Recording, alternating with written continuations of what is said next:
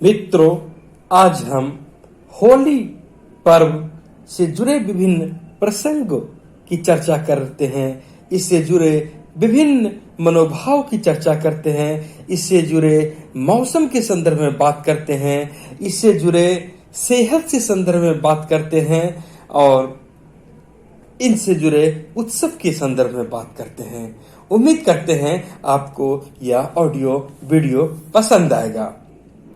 Calendar के हिसाब से देखें तो होली का पर्व अपनी सनातन संस्कृति में फाल्गुन शुक्ल की पूर्णिमा को मनाया जाता है। पूर्णिमा हर माह आता है, लेकिन फाल्गुन शुक्ल की पूर्णिमा जिस उल्लास के साथ, जिस शांति के साथ, जिस उमंग के साथ लोगों के लिए प्रकट होती है, यह अपने आप में अद्वितीय शीतलता प्रदान करती है। यह एक ऐसा भाव प्रदान करती है जिससे चेतना जागृत होती है, उल्लास प्रकट होता है और इन सबों के साथ साथ एक उमंग का वातावरण बनता है। होली से जुड़े कथा भाव को यदि हम देखें तो इसमें हिरण्यकश्यप का जिक्र आता है, प्रहलाद का जिक्र आता है, विष्णु भगवान का जिक्र आता है और होलिका का जिक्र आता है। इन सब की कहानी यह है कि भक्त प्रहलाद विष्णु का अनन्य भक्त था। वही हिरण्यकश्यप का पुत्र था भक्त प्रहलाद, और हिरण्यकश्यप को अद्वितीय वरदान था। वरदान इस मायने में था कि उसे कोई मार न सकता था, वह मर न सकता था, न अस्त्र से न शस्त्र से, मतलब कोई मंत्र से भी नहीं उसे मार सकता था और कोई किसी भी प्रकार का शस्त्र शास्त्र उस पर काम नहीं करता। चाहे बंदूक हो, भाला हो, ईटा हो, कुछ भी हो, लाठी हो, उसे किसी तरीके से मारा नहीं जा सकता था। ऊपर से यह भी वरदान था, न दिन में मारा जा सकता था, न मरता, न रात में, न सुबह में, न शाम में, न घर में, न बाहर में, न जंगल में, कहीं उसको मारा भी नहीं जा सकता था। और अपनी इस अद्वितीय, अनुपम, अतुलनीय, यूनिक वरदान पाकर वह मदमस्त हो गया था और इतना अहंकार से, इतना घमंड से वह जीने लगा कि अपने सामने ईश्वर की किसी भी शक्ति को वह मानने से इनकार कर दिया। यहाँ तक कि उनका पुत्र जब विष्णु भगवान का पूजा करता था तो भी वह कहता था, नहीं, मुझे ईश्वर मानो, कोई नहीं है मेरे सिवा। और वहीं होलिका अग्नि का प्रतीक, एक ऐसी वरदान उन्हें प्राप्त था जो कि यदि अग्नि में वह बैठ जाती तो भी वह नहीं जलती, उसे किसी प्रकार का क्षति नहीं होता, अग्नि का स्वरूप वह बन गई थी। और लेकिन आप इतना समझ लें, यह पर्व, यह कथा, यह संदेश देती है कि आप मानव हैं, कोई प्राणी है, यदि संसार में आए हैं तो आपका जाना सुनिश्चित है। और यदि आप घमंड करते हैं तो उनकी भी नियति तय है और उनको भी जाना है। यही हुआ और कहा जाता है कि भगवान विष्णु नरसिंह स्वरूप में प्रकट हुए और जब भक्त प्रहलाद को उनके ही पिता हिरण्यकश्यप दंड देने लगे तो वे पाया से निकले और अपने भक्त की रक्षा किए। और जब होलिका, जो कि हिरण्यकश्यप की बहन थी, प्रहलाद को जलाने के उद्देश्य से अग्नि में बैठ गई और उन्हें लगा कि होलिका को वरदान है, उन्हें कुछ नहीं होगा, भक्त प्रहलाद जल जाएगा। लेकिन यहां पर भी ईश्वर विरोधी कुकृत्य, ईश्वर विरोधी अवधारणा के कारण, घमंड के कारण होलिका स्वयं जल गई और भक्त प्रहलाद स्वयं बच गया ईश्वरीय अनुकंपा पाकर। कहने का मतलब है, यह आज के कलयुग में भी एक संदेश देता है। त्रेता युग से लेकर आज भी संदेश दे रहा है कि आपका संबंध चाहे जो हो, यदि आप घमंड करते हैं, अहंकार से जुड़े रहते हैं तो आपका जाना तय है। आप ऐसा कोई वरदान लेकर नहीं आए हैं कि जब तक यह धरा रहेगी, जब तक यह संसार रहेगा, तब तक आप जीवित रहेंगे। और अगर आप अहंकार करते हैं तो उतने ही क्रूरता पूर्वक आपका भी पतन होना तय है। यह कथा, यह होली का संदेश आम जनों को समझनी चाहिए। धर्म की सदा विजय होती है, सत्य की सदा विजय होती है, इसे भी समझने की जरूरत आज भी है। यह भी समझ लें कि हिरण्यकश्यप की मृत्यु न तो दिन में होती है, न रात में, न सुबह में, न शाम में, लेकिन उसकी मृत्यु गोधूली बेला में हुई, जब भगवान विष्णु नरसिंह स्वरूप में प्रकट हुए थे। और न किसी शस्त्र से, न शास्त्र से, बल्कि कैसे तो नाखून से उनकी मृत्यु हुई थी। और न घर में न बाहर में, तो कहां तो चौखट पर उनकी मृत्यु लिखी गई थी और वहीं वे मृत्यु को प्राप्त हुए। वहीं दूसरे पहलू को देखें तो त्योहार के संदर्भ में भारत त्योहारों का देश है। ऐसा कोई माह नहीं, कोई ऋतु नहीं जहां त्योहार नहीं होता हो। अपनी संस्कृति में त्योहार ही मानो प्राण स्पंदन करते हो। कोई भी ऋतु बिना त्योहार के नहीं बीतती।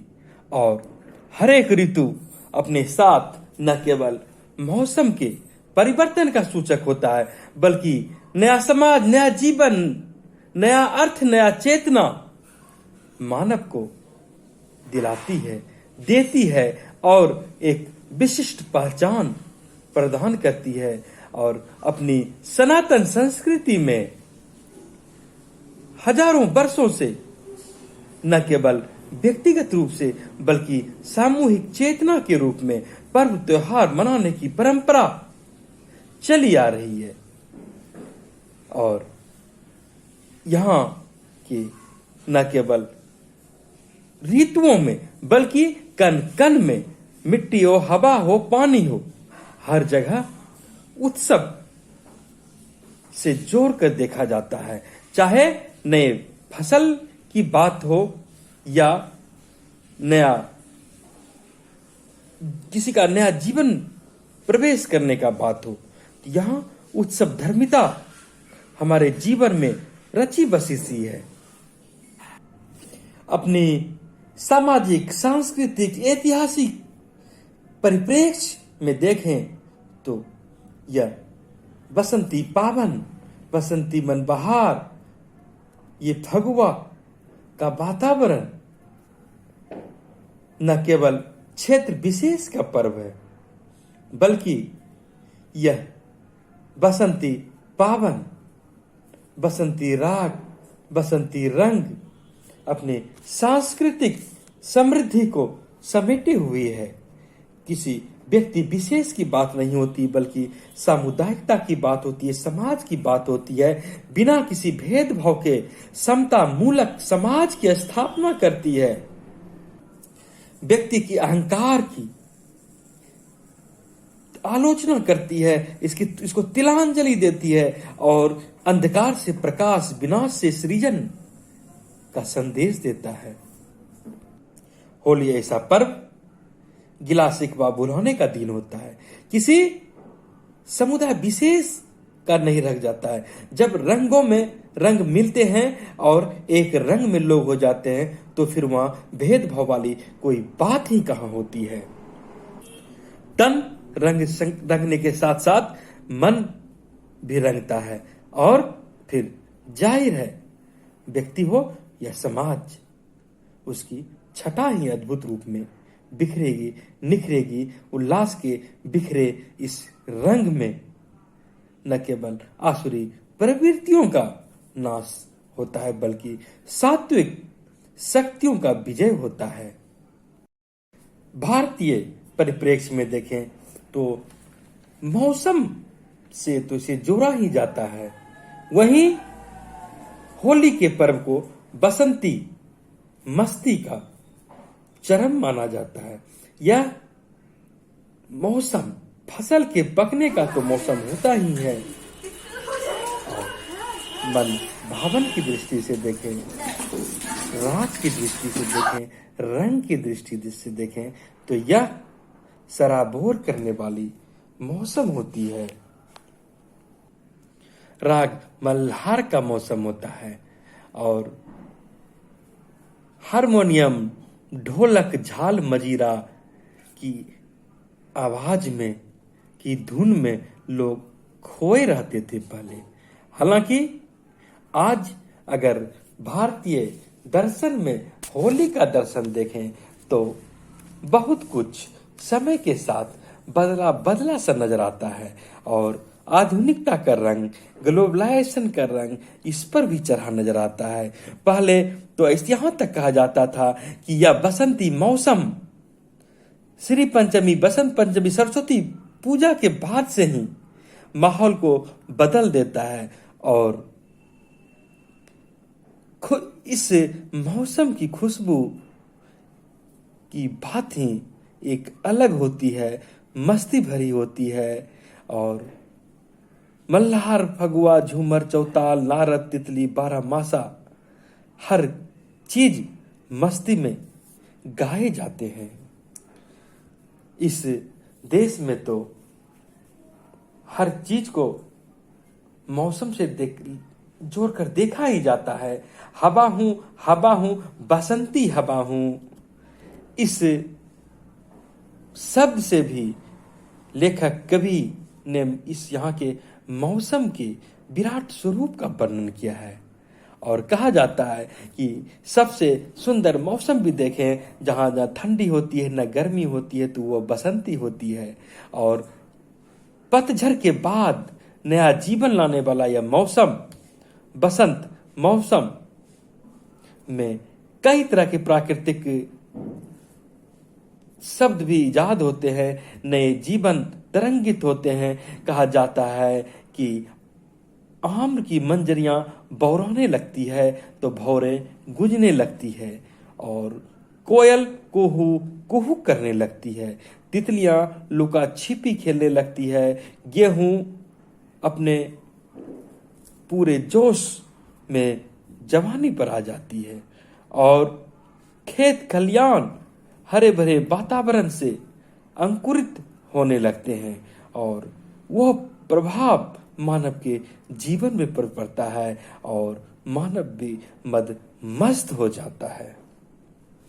प्रकृति का बदलता रंग को मानव ने गुलाल के रंग से ओढ़ना शुरू कर दिया और होली की मिठास, होली की रंग, होली की गुलाल माह तक लोगों पर चढ़ता रहता था और आज भी चढ़ता है। यह एक ऐसा पर्व है जिसमें बच्चे, युवक, बूढ़े हर किसी पर मस्ती छा जाती है। तभी तो तरह तरह के कथा के साथ साथ गायन भी विभिन्न रूपों में देखने को मिलता है। हालांकि जिस तरह इसके स्वरूप में परिवर्तन होते जा रहा है तो लोग भी इसको नए सिरे से देखने का प्रयास करते रहे हैं। हालांकि पहले कहा जाता था कि भक्ति में वातावरण से इसके संदर्भ में गायन की शुरुआत होती थी और श्रृंगार रस की सराबोर वातावरण में जोगिरा सरररा के धुन पर लोग थिरकते रहते थे, ढोलक पर बजते रहते थे। वहीं समय के साथ, आधुनिकता के साथ इस गायन में भी परिवर्तन आ गया। फिल्मी दुनिया का एक वह दौर रहा जहां रंग बरसे भीगे चुनर वाली या होली खेले रघुबीरा अवध में जैसे गाने की भरमार रही, लोग उस पे ही थिरकते रहे। आज भी होली के अवसर पर नागिन डांस तक में कीचड़ में सराबोर युवा रहते हैं, अबीर गुलाब लगाते हैं, इसकी मस्ती में डांस करते रहते हैं। अल्हड़पन, फुहरता भी चटकती रहती है, दिखती रहती है। हालांकि इसके यहां तक तो बात ठीक रहती है, लेकिन अभिव्यक्ति की आजादी और कुछ अश्लीलता के बढ़ते स्वरूप में कुछ लोगों को इस विशेष गाने पसंद भी नहीं आते हैं, और कई बार ऐसे द्व्यर्थी संवाद वाले गाने सरेआम बजाए जाते हैं, जिससे कि अच्छे लोग, सभ्य लोग परहेज करना पसंद करते हैं और इसे होली से देखकर होली पर प्रश्न उठाने लगते हैं। हालांकि यह विकृत स्वरूप कुछ लोगों की अश्लील मनोभावना से आती है, लेकिन इसे लोग होली पर्व से जोड़कर देखने लगते हैं।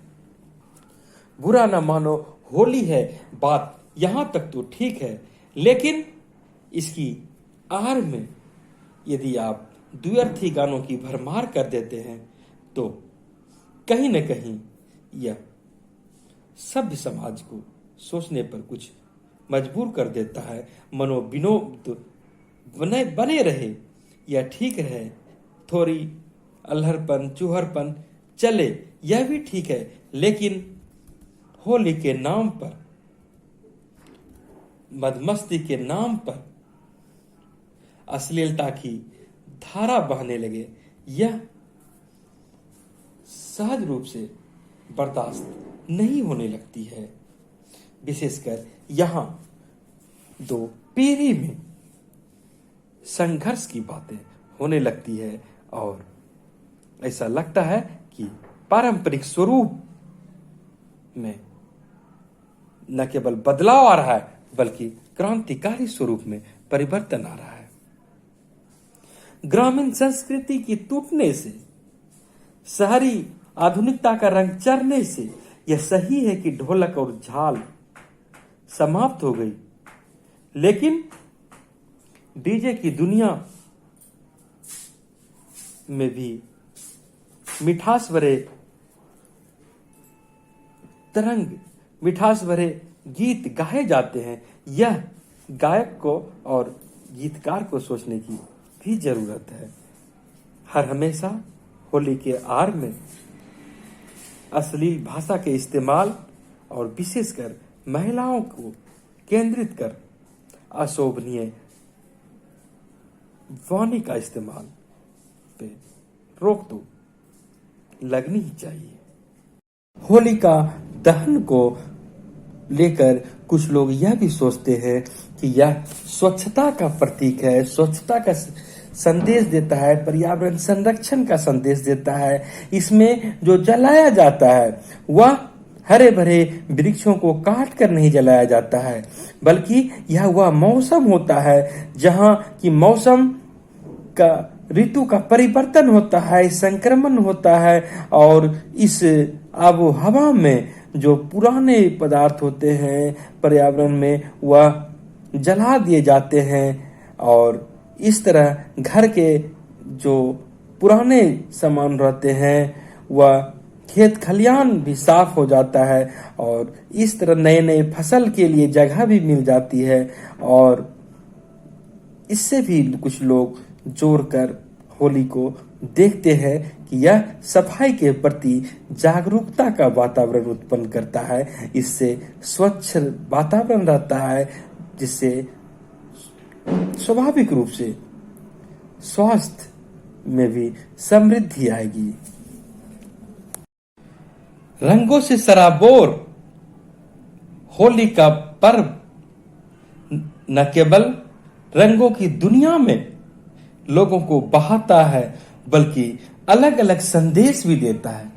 कहा जाता है कि होली के रंग न केवल शरीर को लगते हैं, बल्कि व्यक्ति के आत्मा तक को यह रंग भिगो देता है, मस्ती में ला देता है, देने वाले को भी और लेने वाले को भी। और आप यह भी समझ सकते हैं कि यह एक ऐसा त्योहार है होली जो बरसों की परंपरा का निर्वाह होता है, तो आधुनिकता का रंग भी लगता है। रंगों से जुड़ा रहना कौन नहीं चाहता है। स्नेह का रंग, सुख का रंग, सद्भाव का रंग, और होली तो इन सब रंगों का प्रतीक है। रंगों का यह उत्सव तो प्रकृति के साथ साथ मानव को कई तरह के रंगों में रंगाता है, संदेश देता है, जीवन में रंगों को से अलंकृत करता है, आलोलित करता है और रंगोत्सव के स्वरूप में अनंत सृजन का संदेश देता है। और अपने सनातन संस्कृति में तो रंग की अलग ही मनोदशा है। हर एक रंग अपने आप में एक अवस्था का प्रतीक हो जाता है, एक मौसम का प्रतीक हो जाता है, एक क्रांति का प्रतीक हो जाता है। अलग अलग रूपों में यह रंग का अर्थ लगाया जाता है। बसंती हवा, बसंती मौसम में जिस पीलेपन से यह धरती रंग जाती है तो पीलापन प्रेम का प्रतीक बन जाती है।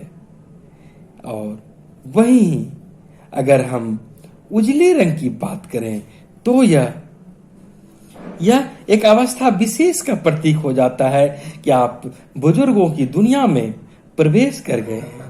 और हरा रंग है, हरी हमारी न केवल धरती के लिए है बल्कि हरा रंग यौवन का एक प्रतीक है। और जीवन में तो रंग ही रंग है। कई बार प्यार का रंग चढ़ता है तो कई बार क्रांति का रंग चढ़ता है, कई बार इस रंग में सृजन का रंग छिपा होता है तो कई बार शौर्य एवं त्याग का रंग छिपा होता है। और भारत में अपनी सनातन संस्कृति में भगवा रंग का तो एक अलग ही विशेष स्थान है, जिसमें कि जीवन का आगमन है, क्रांति का आगमन है, बहुरंगी आगमन है, सुचिता का प्रतीक है। और फागुनी रंग की तो बात ही अलग है। पीला बसंत है तो प्रेम का रंग की बात ही कुछ और है। रंग जीवन के हर कण कण में है, हर क्षण क्षण में है, हर छोटी छोटी बातों में है, हर आहट में है। और फागुन की गीत में, मन में, दर्पण में रंग ही रंग है। और कौन नहीं चाहता है कि हमारा जीवन रंग बिरंग हो। हर कोई चाहता है कि हमारे जीवन में तरह तरह का रंग हो, रंग उसे जीवंत बनाए, प्रेम में रंगे। आप देखते हैं कि एक और आनंद का जीवन पीलापन का प्रतीक होता है तो प्रेम के रूप में गुलाबी प्रतीक बनता है। सफेद शांति के प्रतीक के रूप में दिखती है तो जीवन का विस्तार आपको आकाश के रंग में दिखता है। और अपनी संस्कृति में, अपनी सभ्यता में, गंगा जमुनी संस्कृति में अगर रंग की बात हो तो इसकी आबो हवा तो पूरे समाज समुदाय के लिए एक अलग ही आनंद का वातावरण स्थापित करता है। रंग ही जीवन का सत्य है। रंग हर जगह है, आसमान, पर्वत, वनस्पति, खेत, नदी, सागर, हर जगह रंग ही रंग है। आप दुल्हन के रंग को देखें, युवाओं के रंग को देखें, चांदनी के रंग को देखें, अंधेरे को रंग के देखें, हर ओर रंग ही रंग बहु रूप में आपको दिखता है। जहां आशा है, जहां उम्मीद है, जहां रोशनी है, जहां किरण है वहीं रंग है। और जहां रंग नहीं है वहां तो निराशा है, ना उम्मीदी है। और जहां किरण है, जहां उमंग है वहां रंग ही रंग है। उसी आस्था में, उसी आशा में, उसी उम्मीद में, रंग के प्रतीक में, रोशनी के उम्मीद में लोगों का जीवन रंगमय बनता है। कुछ दशक पूर्व तक की बात करें तो रंग और गुलाल की मस्ती में सब कुछ सराबोर हो जाता था। रंग और गुलाल की प्रेम लोगों के बीच भाईचारे का संदेश देता था। जहां इसमें एक ओर मस्ती होती थी तो दूसरी ओर सामुदायिकता भी होती थी, भ्रातृत्व भी होता था। और प्राकृतिक रंगों की चटक कृत्रिमता पर हावी नहीं होने देती थी। अल्हड़पन और हुअरपन नहीं दिखता था। और होली में गुलाल के रंगों के साथ साथ होली का राग भी इतना गहरा होता था कि व्यक्ति का तन और मन परिवर्तन हो जाता था। इस मौसम का प्रेम अन्य मौसम से अलग होता है। वहीं अबीर और गुलाल के नाम पर, रंग के नाम पर कुसुम के फूल से लाल और पीले रंग तैयार किए जाते थे।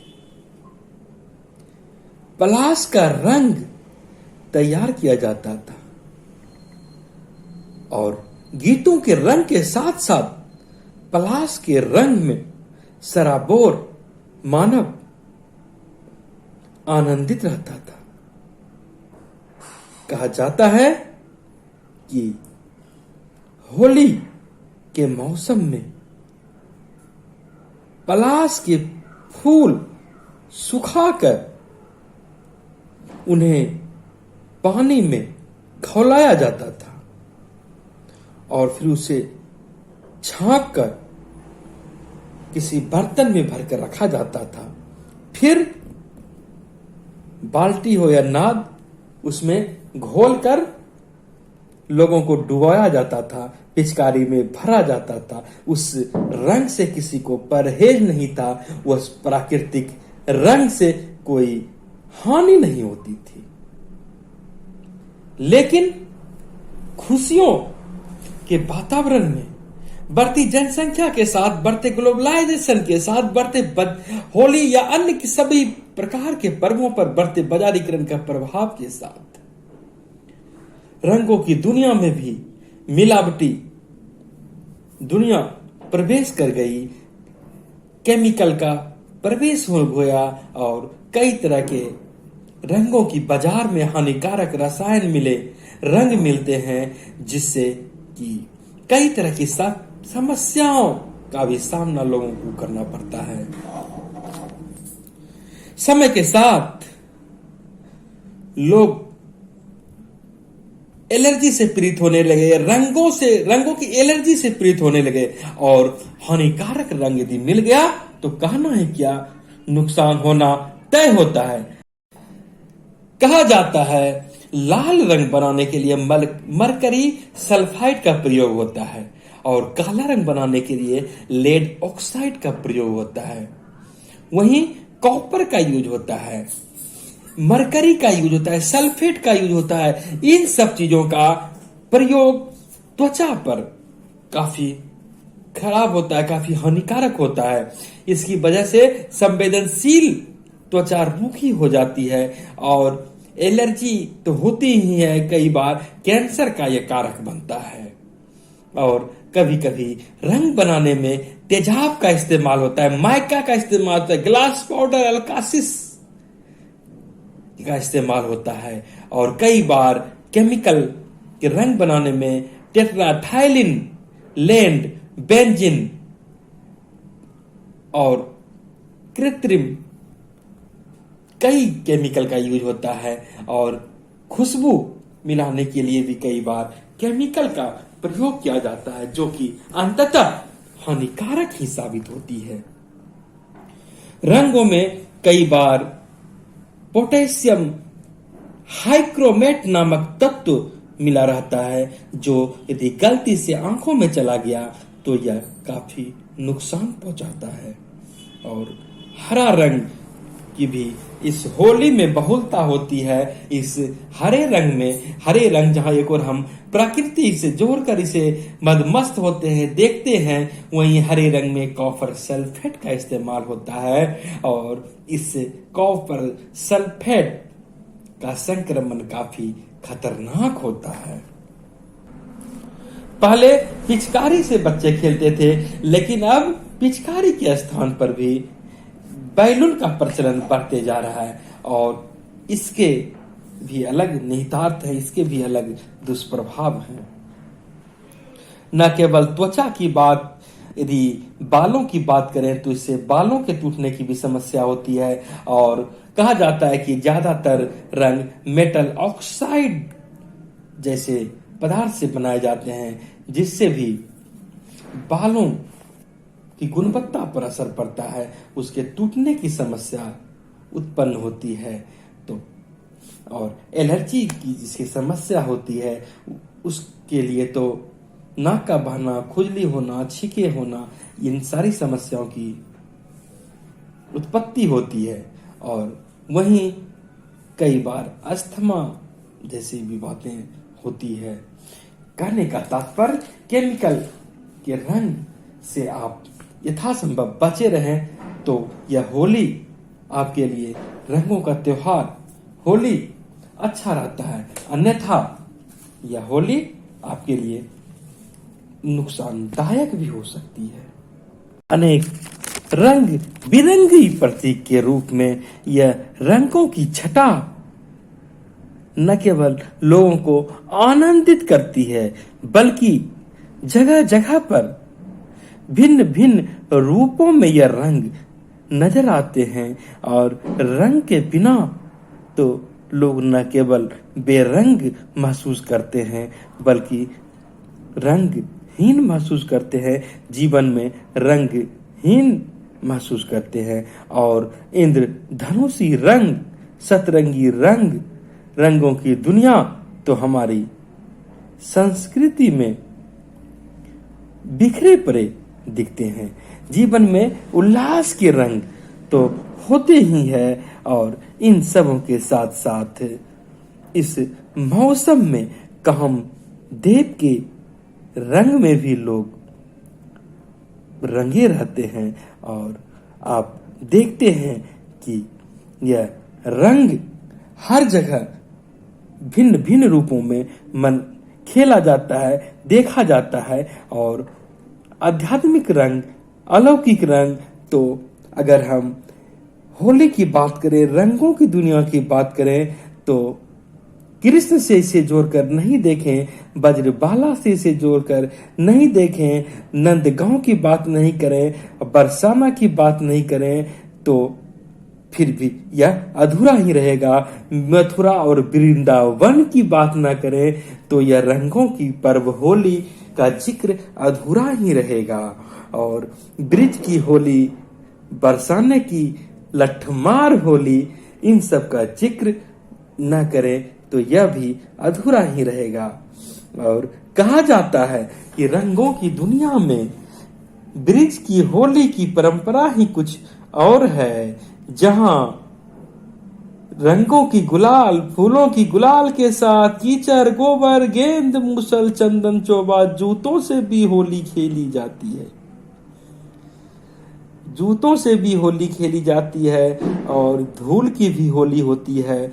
और वहां की बात छोड़ दें, बिहार, झारखंड, उत्तर प्रदेश की बात करें तो भिन्न भिन्न क्षेत्रों में धुरखेल होता है, जहां धूला से खेल होता है। लोग बड़े चाव से अपनी संस्कृति से आत्मसात करते हैं, इस धूल को भी रंग में मानते हैं, इसे भी, इस धूल को भी सम्मान देते हैं, इसे भी पवित्र मानते हैं। और इसे भी लोग कीचड़ से होली खेलते हैं कि यह भी पवित्र है, यह भी प्रकृति का अंग है। अगर हम छरीमार होली की बात करें तो गोकुल में ऐसी बातें होती है, और कहा जाता है कि श्री कृष्ण का बचपन तो गोकुल में बीता था, और गोपियां छरी लेकर होली खेलती थी। वहीं मथुरा में धूल और कीचड़ से भी होली खेली जाती है। और लड्डू मार होली की बात करें तो बरसाना में फागुन शुक्ल पक्ष में उसकी अष्टमी को कई जगह लड्डू फेंक फेंक कर होली खेली जाती है। और कई जगह गोवर्धन के पास सिर पर तरह तरह जूते पड़ते हैं, और जिसे जूते पड़ते हुए मदमस्त होते हैं वे गौरवान्वित महसूस करते हैं। और ऐसा माना जाता है कि होलिका को जलाई गई थी, जब वो जल गई थी तो फिर भक्त प्रहलाद जीवित बचकर लौटे तो हिरण्यकश्यप के समर्थकों ने उसे जूतों से स्वागत किया था, जूतों से पीटा था, इसीलिए ऐसा होता है। और आप देखते हैं कि कई जगह भिन्न भिन्न रूपों में यह होली खेली जाती है और कई जगह मूसल लेकर महिलाएं निकलती है और पुरुष यदि रंग फेंकती है तो वे मूसल से उन पर प्रहार करते हैं। और कहा जाता है कि यह मूसल बलराम जी का प्रिय अस्त्र था। श्री कृष्ण से भी जोड़कर होली को देखा जाता है। और इतने बड़े देश में, इतने बड़े उत्सवी माहौल में श्री कृष्ण के सुंदर विराट स्वरूप में उनके जीवन लीला के साथ होली को जोड़कर देखा जाता है। प्रेम की पिचकारी से आप भी लोगों को सराबोर करें, आप भी प्रेम की पिचकारी से सराबोर रहें, किसी को भला बुरा नहीं कहें। रंगों की मस्ती में भाईचारे का संदेश मिलता रहे, चटकता रहे, जीवन में उत्सव उमंग का संचार होता रहे, ऐसा रंग चढ़ता रहे, ऐसी बातें की कल्पना आप भी करेंगे और हम भी करेंगे। आपका जीवन भी रंगमय हो, आप भी रंगों में रंगे, आपका जीवन रंगों की दुनिया में रंगीन रहे, प्रकृति की भांति खिलता रहे। और ऐसी ही कामना हम करते हैं, शुभ कामना देते हैं और आपको भी हम हैप्पी होली कहते हैं।